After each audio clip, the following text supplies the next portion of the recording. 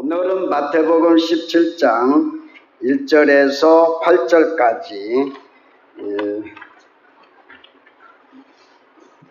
제목 가지고 오직 예수의 신앙, 오직 예수의 신앙이라고 하는 제목으로 은혜를 나누고자 하겠습니다.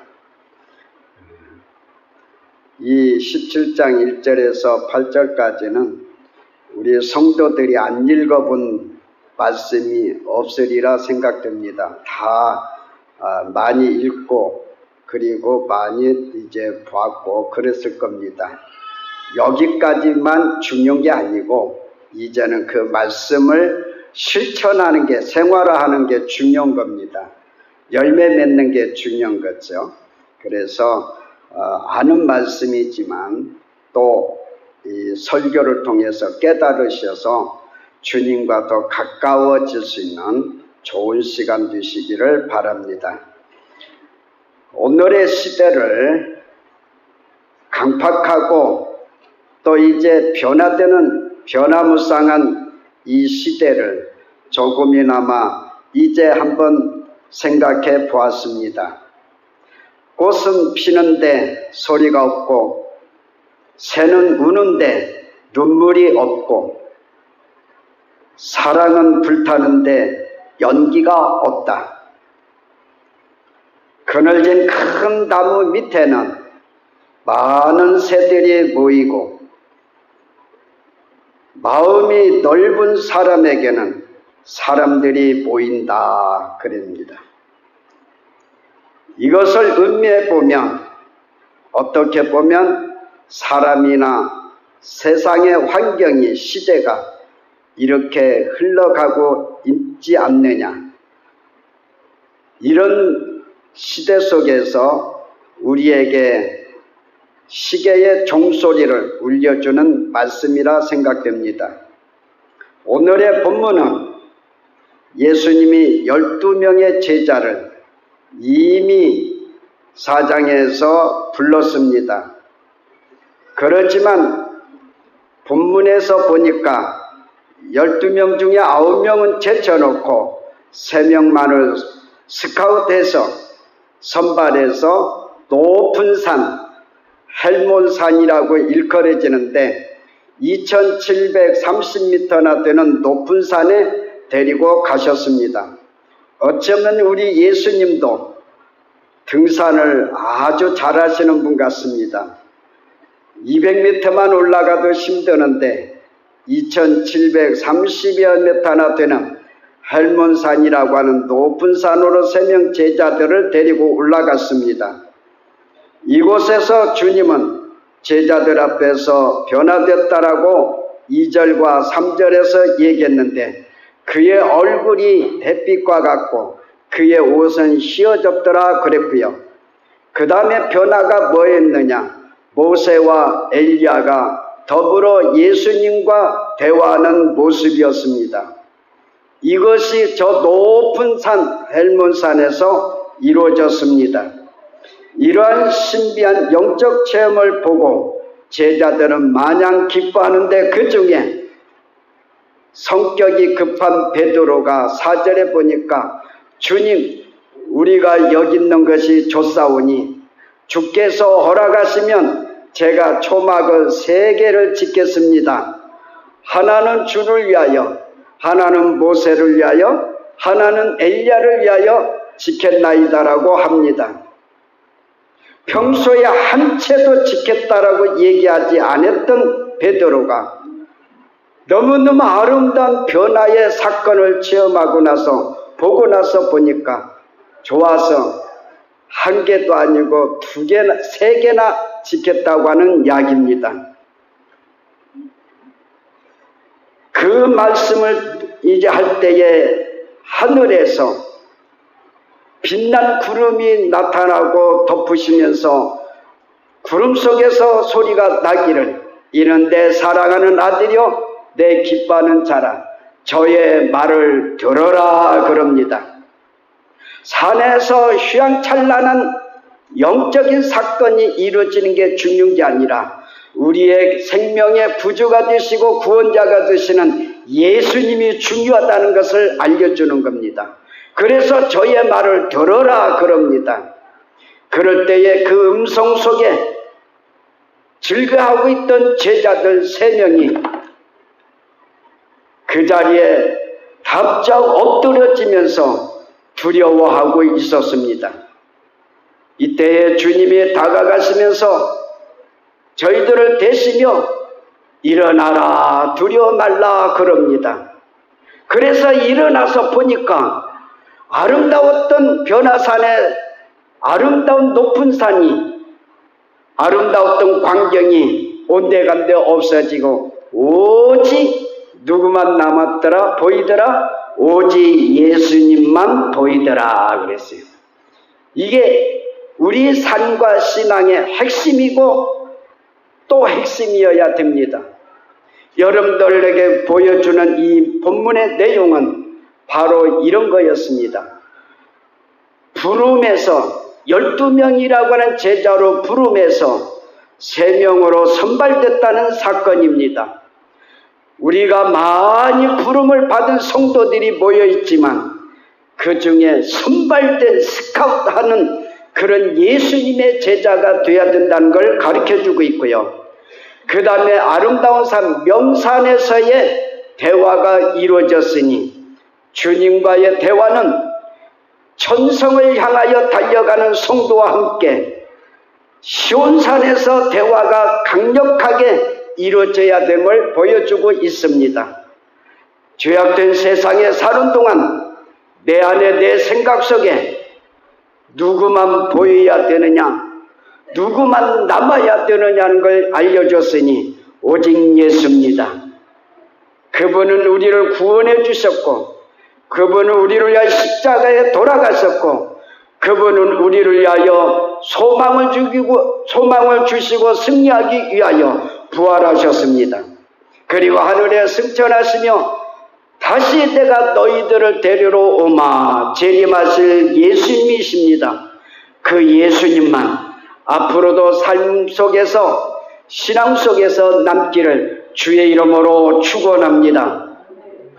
바울 사도는 고린도전서 2장 2절에 말씀하기를 내가 너희 중에서 예수 그리스도와 그의 십자가에 못 박히신 것 위에는 아무것도 알지 않기로 작정하였습니다 그랬습니다. 예수 그리스도와 십자가에 못 박은 것 위에는 알지 않기로 작정했다는 거예요. 이게 사도 바울의 고백입니다. 그렇다면 지난달 여러분들이 살아오는 과정 속에서 누구만을 알기를 원했습니까? 바울처럼 예수 그리스도와 그가 십자가에 지신 그 십자가 위에는 알지 않기로 작정했다고 했는데 여러분들은 다른 거 아는 일에 얼마나 심취해봤고 얼마나 더 많은 것을 추구하지는 않았습니까? 오늘 이 자리에 나온 여러분, 바울도 그랬다고 한다면 예수님이 보여줬다고 한다면 오직 예수 위에는 알지 않기를 다시 한번 주의 이름으로 축원합니다.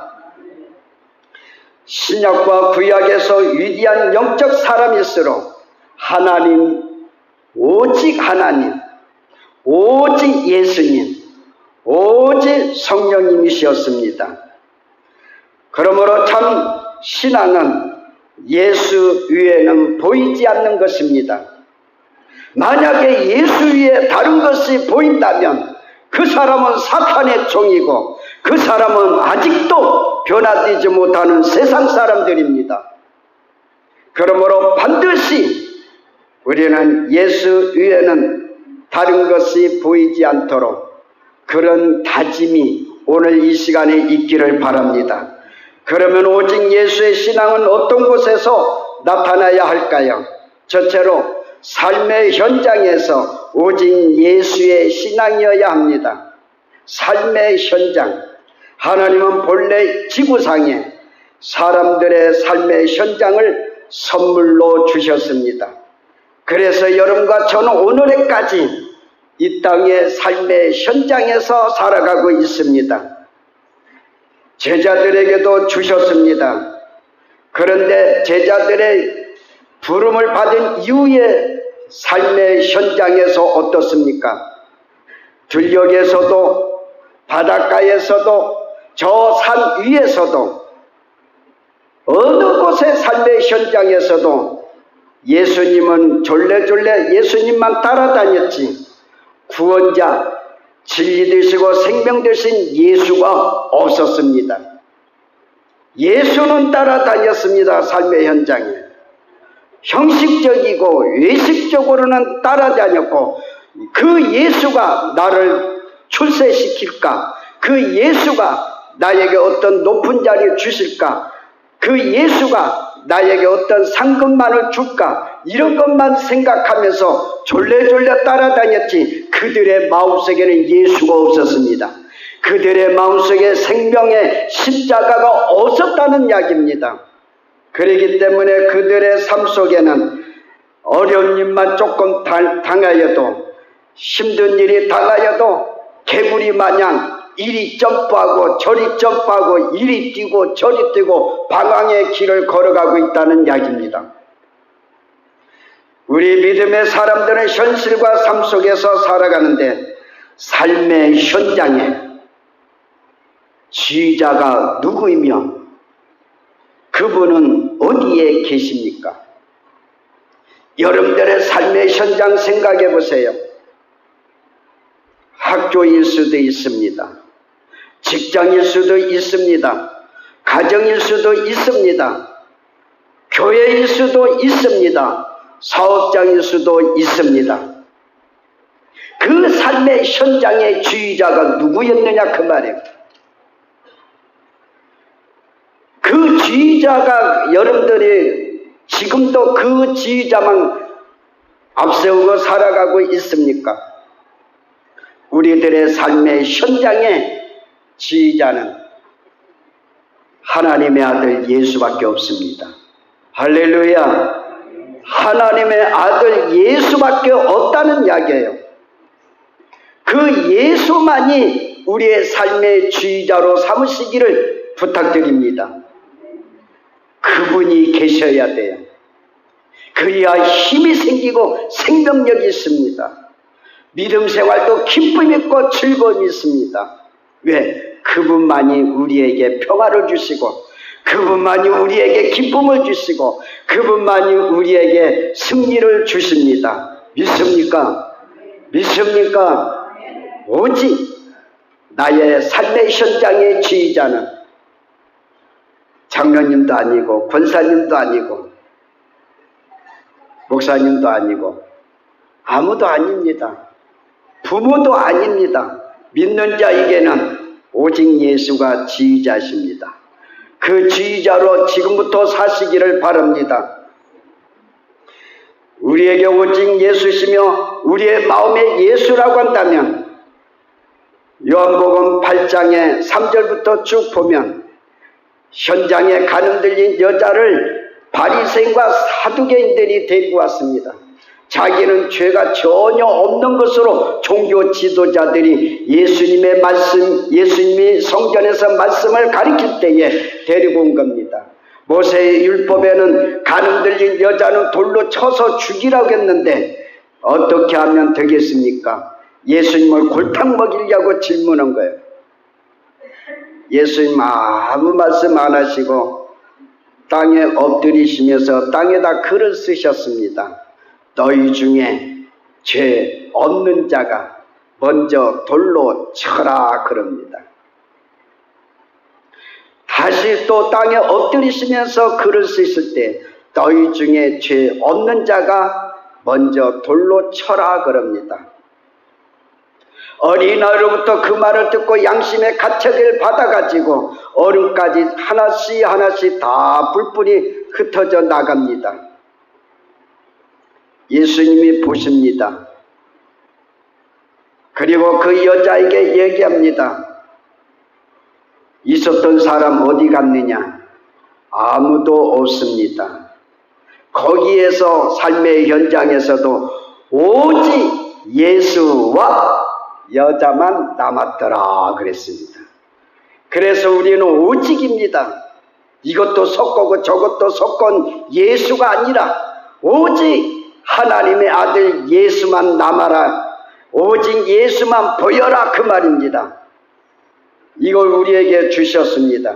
그래서 유명한 문학가였던 까미는 말합니다. 현실은 하나의 망령이 사는 시간이다. 현실은 하나의 망령이 사는 시간이라. 유명한 슈바이처 박사는 말합니다. 역사는 허위로 충만한 현실의 연속일 뿐이니라. 현실과 역사는 다 허위로 가득 찬 것이고 망령이 사는 시대라는 것입니다. 이러한 삶과 현실의 지휘자를 바로 찾아야 되는 겁니다. 그렇지 않으면 나도 망령된 현실을 살아가게 되고 허망되게 삶을 살아갈 수밖에 없다는 겁니다. 그래서 우리의 삶과 현실의 지휘자는 창조주 하나님, 오직 예수님이십니다. 오늘 8절에 보니까 오직 예수만 보이더라. 오직 예수가 되시기를 주님의 이름으로 축원합니다. 두 번째로는 제자의 도에서 오직 예수의 신앙이어야 합니다. 예수님은 이미 앞장에서 죽음과 고난과 부활과 재림 등등을 말하지만 제자들은 까마득하게 잊어버리고 모르고 변화산에서 변화되는 그 환경만 보면서 마냥 기뻐하기만 했습니다. 참 제자는 하나님의 말씀이 풍성하고 그리스도를 구주로 영접하여 거듭난 하나님의 백성을 말하는 겁니다. 이게 참 제자입니다. 그렇기 때문에 한국교회 안에 예수 믿고 예수 따라간다고 하는 제자들은 많은데 참 제자는 적다는 이야기예요. 오늘 우리 동전주 교회 안에도 제자라고 하는 마음가짐을 가지고 교회를 출석하고 있지만 진정으로 마음속에 참 제자로서의 살아가느냐가 중요한 겁니다. 우리가 참 제자라면 도에서 탈선하면 안 됩니다. 제자의 길에서 탈선하면 안 됩니다. 탈선하면 참 제자가 될 수 없고 오직 예수가 될 수 없습니다. 마태복음 26장 33절에서 35절까지 있는 말씀을 보면 베드로의 장담하는 내용을 봅니다. 예수님이 십자가에 돌아가겠다고 얘기하니까 베드로가 뭐라고 장담합니까? 다른 사람은 다 부인하고 떠날지언정 나는 예수를 부인하지 않겠습니다. 그럽니다. 그러다가 68절에서 75절까지 보면 베드로의 실격이 되는 것을 보여주고 있습니다. 조그마한 계집아이가 이자가 예수님의 함께한 사람입니다. 그러니까 나 그런 사람 아니다. 두 번째로 또 이제 여자가 질문합니다. 이자가 예수님과 함께한 당입니다 할 때 그 앞에다 뭐라고 합니까? 나는 결코 예수님을 모르고 예수님을 알지 못한다 그럽니다. 그러다가 또 세 번째입니다. 다른 사람이 또 이제 얘기합니다. 예수의 당이라 그러니까 나는 죽을지언정 예수 모른다. 사탄 마귀는요, 한번 예수를 부인하고 예수를 모른다고 하고 부정적인 믿음, 부정적인 신앙 갖기 시작하면 그걸 가지고 꼬타리를 물고서 사탄 마귀는 계속 2차, 3차, 4차, 5차 계속해서 질문하게 합니다. 그래서 결국은 뭐냐? 예수를 떠나게 만들고 예수를 부인하게 만듭니다. 그러니까 여러분들이 예수에 관한 이야기는 아예 첫 번째부터 누가 질문하더라도 누가 말하더라도 나 예수 믿어. 예수님 하나님의 아들이요. 예수님이 나를 천국으로 인도할 자요. 이렇게 얘기해야 다시는 마귀들이 사람을 통해서 질문하지 않습니다. 깨달으시기 바랍니다.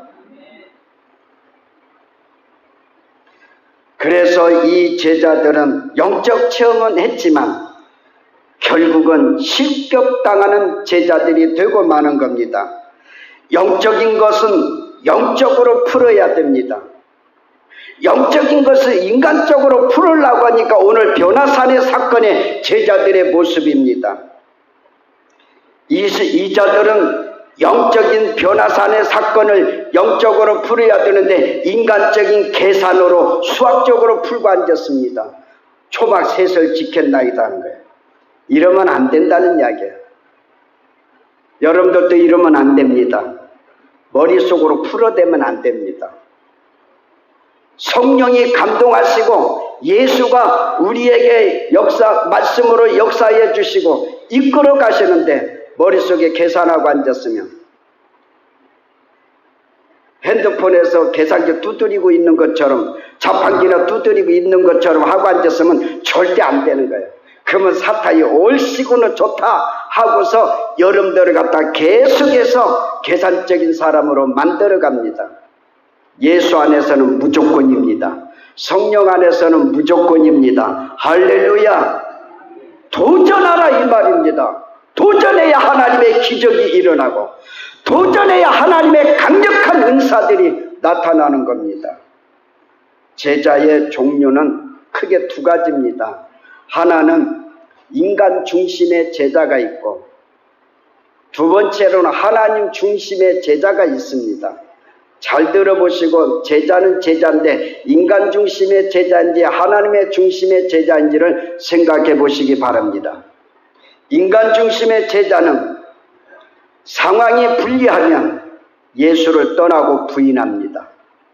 제자들이 성령 받기 전의 모습하고 똑같다는 이야기예요. 그러나 하나님 중심의 제자는 상황이 불리하든 안 불리하든 예수를 떠나지 않고 오직 그런 순간순간에도 기쁨과 감사한 마음으로 그래도 생명 주셨으니 그래도 살게 해주셨으니 오직 예수뿐입니다. 오직 예수밖에 없습니다. 오직 예수만이 나의 구세주가 됩니다라고 고백하면서 절대 예수님을 떠나지 않습니다. 이런 사람들은 계산하지 않습니다. 이런 사람들은 오직 예수님에게 모든 것을 아멘하는 겁니다. 아멘. 그렇다면 나는 지금 말씀 제자의 종류에 관해서 들었는데 참 제자입니까? 아니면 실격된 제자입니까?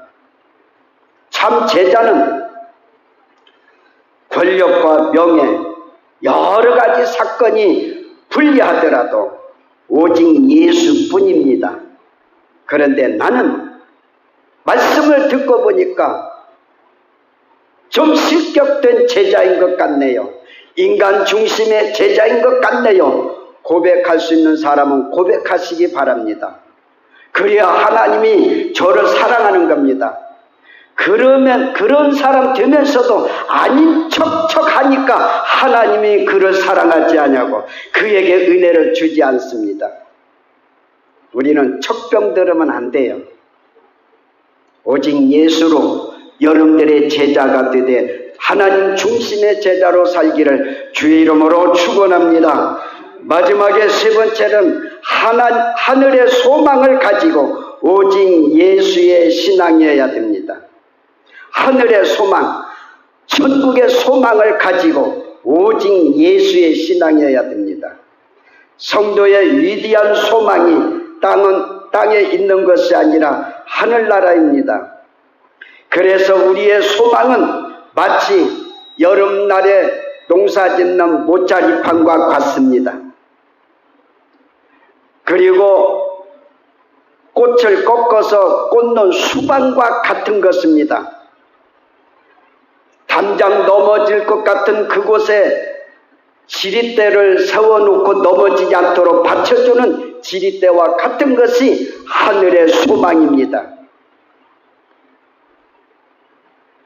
우리는 하나님의 사람이라고 하지만 인간입니다. 그렇기 때문에 인간은 영원히 사는 것이 아닙니다. 언젠가는 우리는 죽습니다.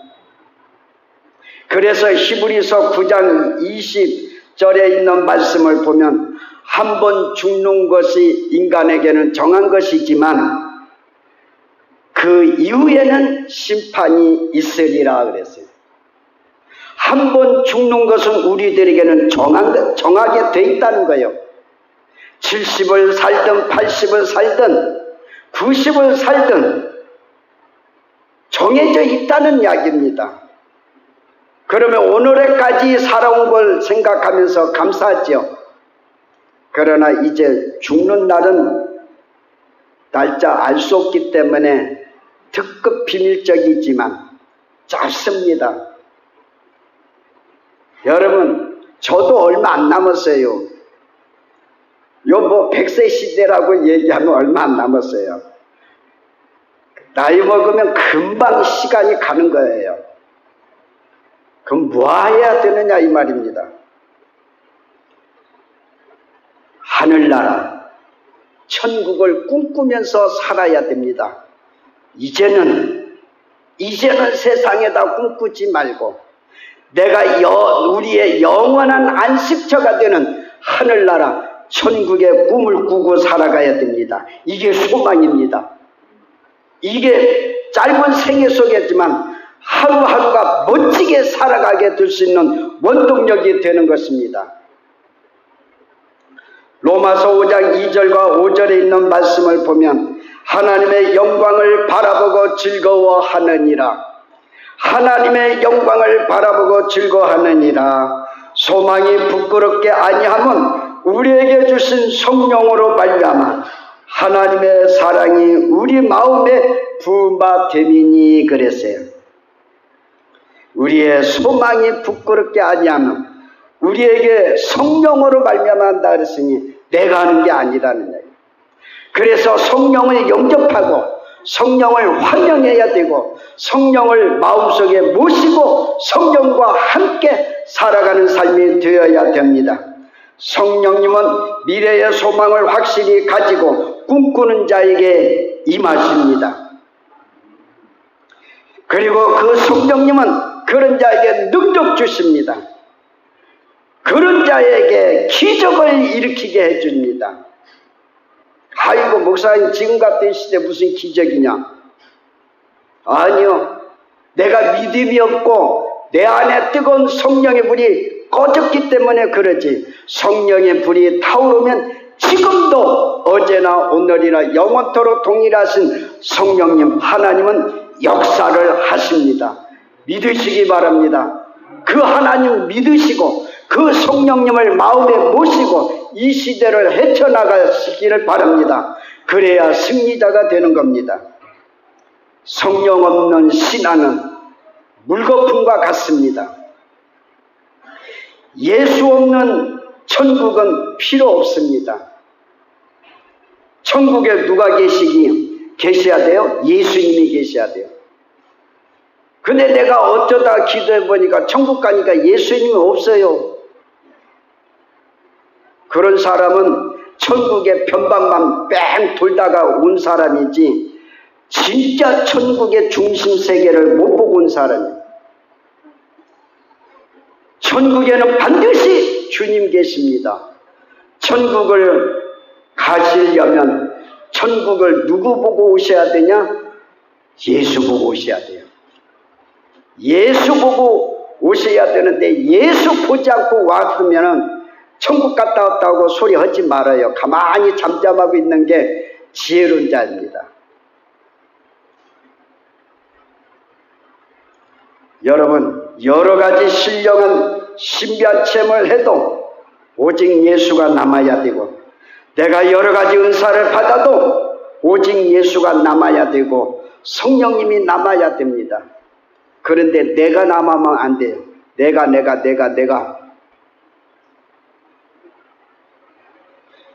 교회 안의 신앙생활은 내가가 아닙니다.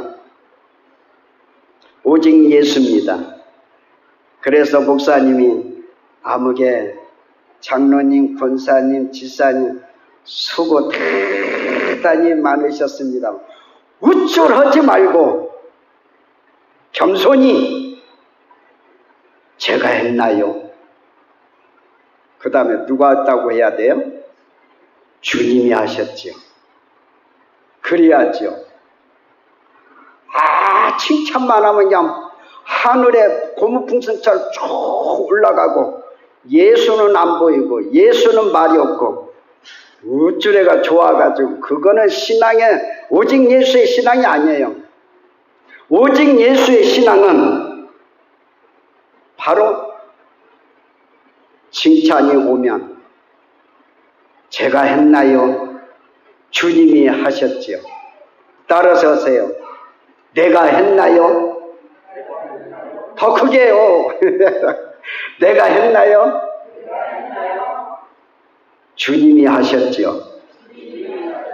이게 신앙이고 이게 믿음의 사람이에요. 마지막 결론입니다. 여러분, 믿음 생활과 영적 생활의 최대 공약수는 오직 예수입니다.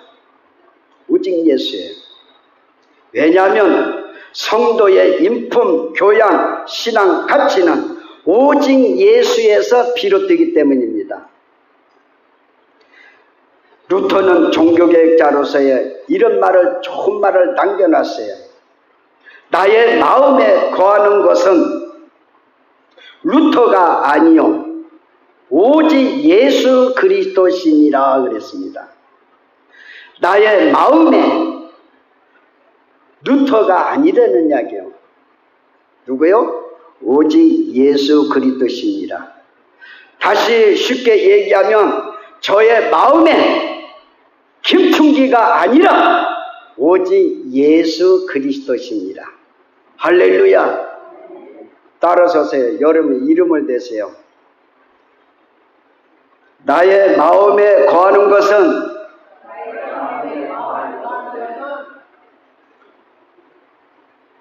누가 아니라 여러분들 이름 대라고 했잖아요. 누가 아니라 안 들려.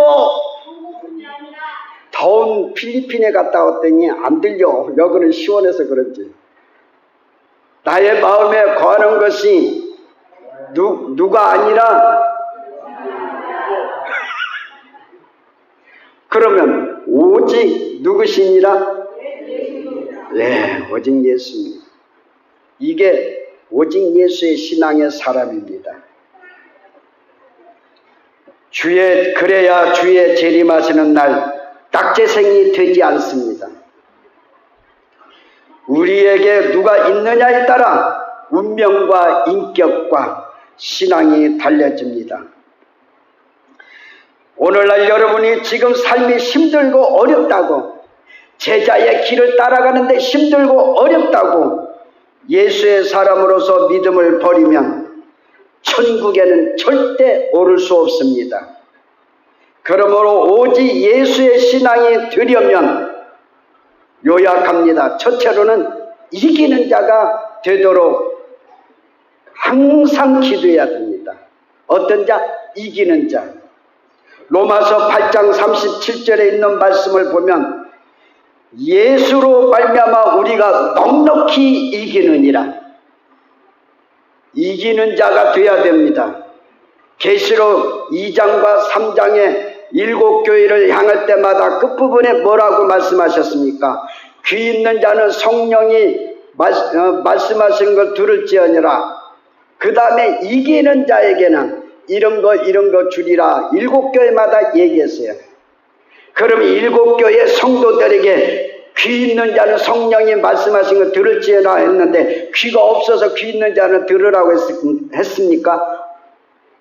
여기에서 귀는 사람의 귀를 얘기하는 것이 아니라 영의 귀를 열어라 이 말입니다. 영의 귀가 열려져서 영의 귀가 열려진 자가 되면 성령이 말씀하신 걸 들어라 이거예요. 그래서 이기는 자가 되라. 내가 이기는 게 아닙니다. 주님이 이겨주십니다. 내가 이기는 게 아닙니다. 성령이 이겨주십니다.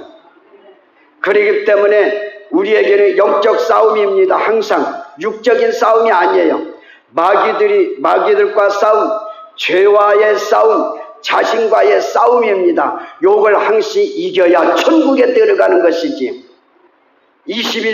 계시록 21장 9절에 가보면 이기는 자만이 유업을 얻으리라 그랬습니까?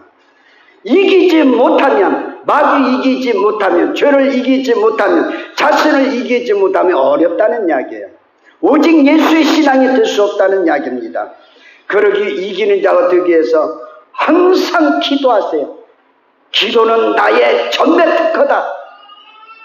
가정이든 어디서든지 기도하라는 이야기예요. 할렐루야.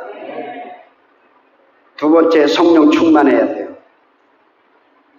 오직 예수의 사람이 되려면 성령 충만해야 돼요. 에베소 5장 18절에 보면 성령 충만함을 받으라. 성령 충만해야 돼요. 세 번째는 예배자가 되어야 합니다. 로마서 12장 1절입니다. 예배자가 되어야 돼요. 그냥 의자에 앉았다 가는 예배자가 아니라 진짜 마음가짐을 다해서 예수 만나자. 예배가 연락되기를 원하자. 신령과 진리로 예배드리라고 했습니다. 그런 예배자가 되어야 오직 예수의 신앙의 사람이 됩니다. 네 번째로는 계시록 21장 2절에 말씀하신 대로 신부단장해야 돼요. 신부단장하지 않으면 새하늘과 새 땅에 들어올 수 없어요. 예수님 앞에 신부가 되라 이거예요. 신부는 깨끗하잖아요. 다섯 번째, 마지막은 천국에서 우리를 오라고 부르시는 예수로만 만족해야 돼요. 예수로만 만족해야 돼요. 계시록 22장 17절에 있는 말씀, 성령과 그가 우리를 오라고 부르신다 그랬어요. 그가, 성령이 우리를 오라고, 이리로 올라오라고 부르신대요. 그러니까 그 예수님으로 만족해야 됩니다. 예수님으로 만족하세요. 그러면 여러 환난에서, 우리가 사는 세상에 사는 속에는 환난이 없을 수가 없어요. 크냐 작으냐, 적으냐 많으냐, 그것 차이밖에 없어요. 안 당하는 사람 없어요. 목사도 환난 당해요. 그렇지만 요한복음 16장 33절에 있는 말씀대로 예수님 말씀하셨잖아요. 환난을 당하나 담비하라. 내가 세상을 이겼노라. 예수님도 환난을 당하셨어요. 그래도 이기셨다는 거예요. 그러면 오직 예수의 신앙의 사람은 반드시 예수님을 통해서 환난을 이길 수 있는 자가 된 것입니다. 그걸 믿으시고 마지막 주 오시는 그날까지, 재림하시는 그날까지 인내하셔서 꼭 하늘나라 왕창 들어갈 수 있는 저와 여러분들이 되시는 성도가 되기를 주의 이름으로 축원합니다. 할렐루야.